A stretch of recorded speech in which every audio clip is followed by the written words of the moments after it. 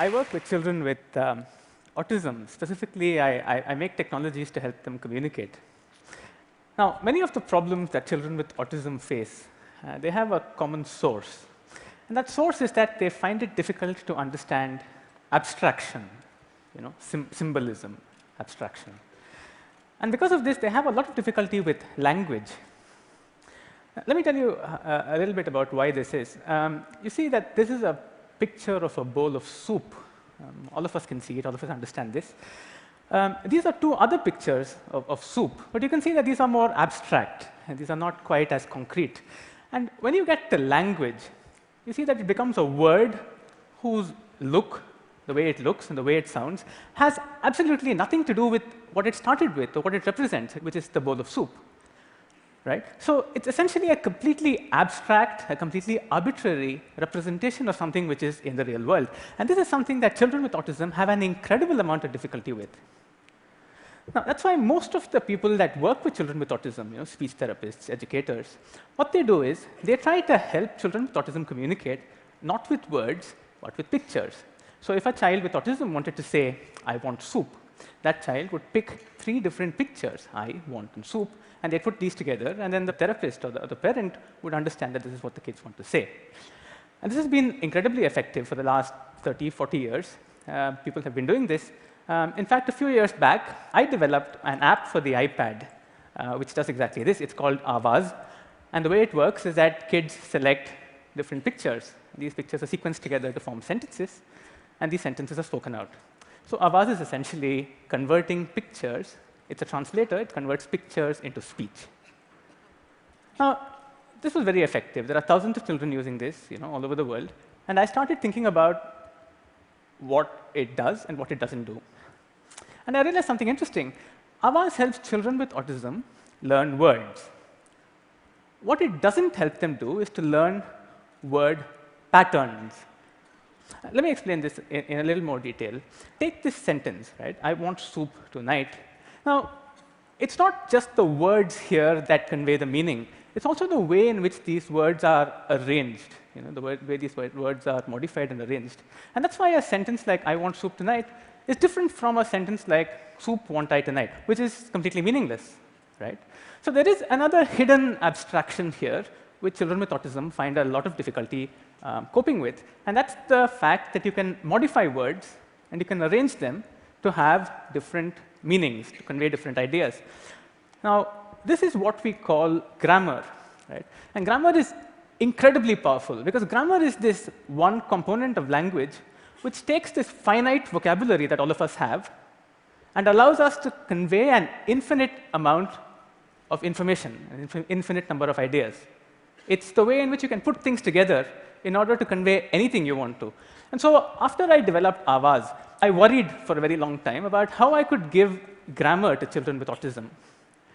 The solution came to me from a very interesting perspective. I happened to chance upon a child with autism conversing with their mom.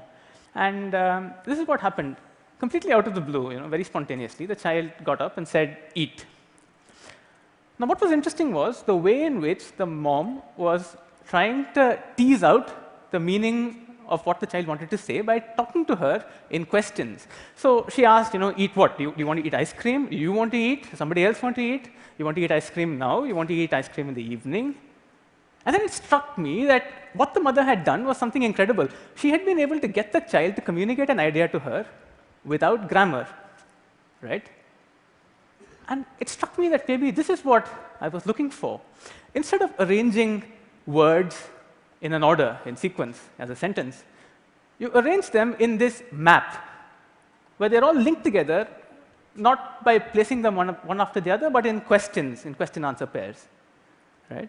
And so if you do this, then what you're conveying is not a sentence in English, but what you're conveying is really a meaning, the meaning of a sentence in English. Now, meaning is really the underbelly, in some sense, of language. It's what comes after thought, but before language. And the idea was that this particular representation might convey meaning in its raw form. So I was very excited by this, hopping around all over the place, trying to figure out if I can convert all possible sentences that I hear into this. And I found that this is not enough. Why is this not enough? This is not enough because if you wanted to convey something like negation, right? You want to say, I don't want soup. Then you can't do that by asking a question. You do that by changing the word want. Again, if you wanted to say, I wanted soup yesterday, you do that by converting the word want into wanted. It's a past tense. So this is a flourish which I added to make the system complete. This is a map of words joined together as questions and answers, and with these filters applied on top of them in order to modify them to represent certain nuances. Let me show you this with a different example. Let's take this sentence. I told the carpenter I could not pay him. It's a fairly complicated sentence. The way that this particular system works, you can start with any part of this sentence. I'm going to start with the word tell. So this is the word tell. Now, this happened in the past, so I'm going to make that told. Now, what I'm going to do is I'm going to ask questions. So who told? I told. And told whom? I told the carpenter. Now we start with a different part of the sentence. We start with the word pay. And we add the ability filter to it to make it can pay. And we make it can't pay. And we can make it couldn't pay by making it the past tense. So who couldn't pay? I couldn't pay. Couldn't pay whom? I couldn't pay the carpenter. And then you join these two together by asking this question. What did I tell the carpenter? I told the carpenter I could not pay him. Now think about this. This is a representation of this sentence without language, right? And there are 2 or 3 interesting things about this. First of all, I could have started anywhere. I didn't have to start with the word tell. I could have started anywhere in this sentence, and I could have made this entire thing.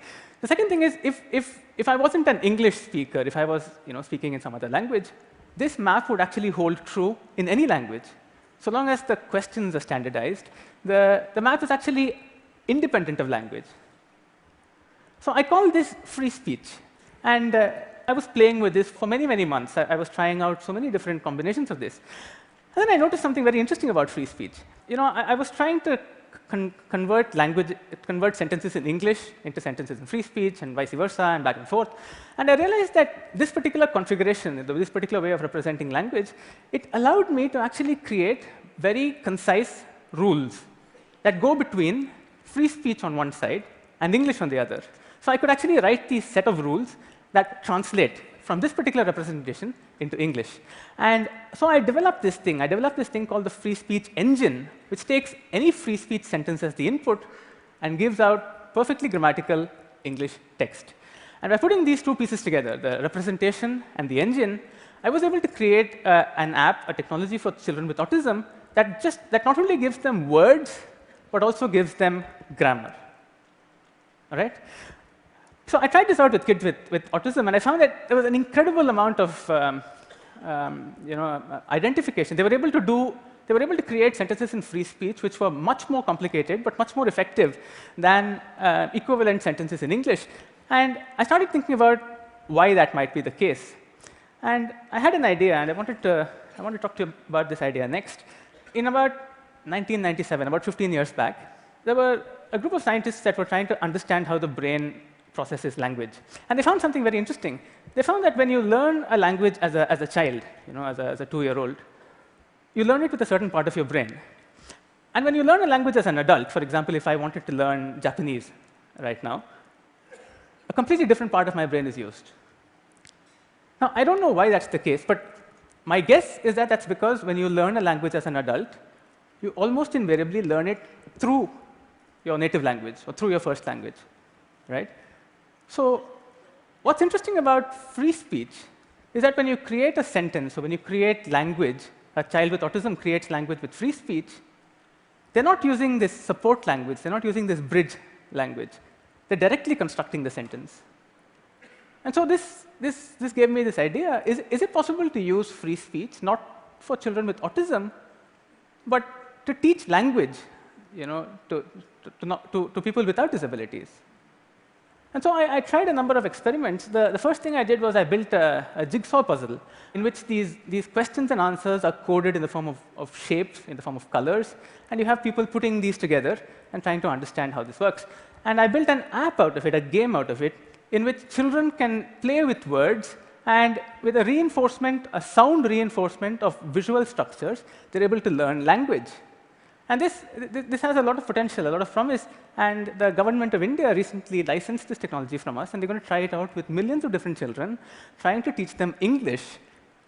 And the dream, the hope, the vision really is that when they learn English this way, they learn it with the same proficiency as their mother tongue. All right, let's talk about something else. Let's talk about speech. Right? This is speech. So speech is the primary mode of communication, really, between all of us. Now, what's interesting about speech is that speech is one-dimensional. Why is it one-dimensional? It's one-dimensional because it's sound. It's also one-dimensional because our mouths are built that way. Our mouths are built to create one-dimensional sound. But if you think about the brain, the thoughts that we have in our heads are not one-dimensional. I mean, we have these rich, complicated, multidimensional ideas. Now, it seems to me that language is really the brain's invention to convert this rich, multidimensional thought, on one hand, into speech, on the other hand. Now, what's interesting is that we do a lot of work in information nowadays, and almost all of that is done in the language domain. Right? I mean, take Google, for example. Google trawls all these countless billions of websites, all of which are in English. And when you want to use Google, you go into Google search and you type in English, and it matches the English with the English. What if we could do this in free speech instead? I have a suspicion that if we did this, we'd find that algorithms like searching, like retrieval, all of these things are much simpler and also more effective because they don't process the data structure of speech. Instead, they're processing the data structure of thought. Right? The data structure of thought. That's a provocative idea. But let's look at this in a little more detail. So this is the free speech ecosystem, right? We have the free speech representation on one side, and we have the free speech engine, which generates English. Now, if you think about it, free speech, I told you, is completely language independent. It doesn't have any specific information in it, which is about English. So everything that this system knows about English is actually encoded into the engine. Right? That's a pretty interesting concept in itself. You've encoded an entire human language into a software program. But if you look at what's inside the engine, it's actually not very complicated. It's not very complicated code. And what's more interesting is the fact that the vast majority of the code in that engine is not really English-specific. And that gives this interesting idea. It might be very easy for us to actually create these engines in many, many different languages, in Hindi, in French, in German, in Swahili. And that gives another interesting idea. For example, supposing I was a writer, say, for a newspaper or for a magazine, I could create content in one language, free speech. And the person who's consuming that content, the person who's reading that particular information, could choose any engine. And they could read it in their own mother tongue, in their native languages. I mean, this is an incredibly attractive idea, especially for India. We have so many different languages. There's a song about India, and there's a description of the country as, it says, Suhasinim Sumadhura Bhashinim. That means ever-smiling speaker of beautiful languages. Language is beautiful. I think it's the most beautiful of human creation. I think it's the loveliest thing that our brains have invented. It entertains, it educates, it enlightens. But what I like the most about language is that it empowers. I want to leave you with this. This is a photograph of my collaborators, my earliest collaborators when I started working on language and autism and various other things. The girl's name is Bhavna, and that's her mother, Kalpana. And Bhavna is an entrepreneur. But her story is much more remarkable than mine, because Bhavna is about 23. She has quadriplegic cerebral palsy. So ever since she was born, she could neither move nor talk.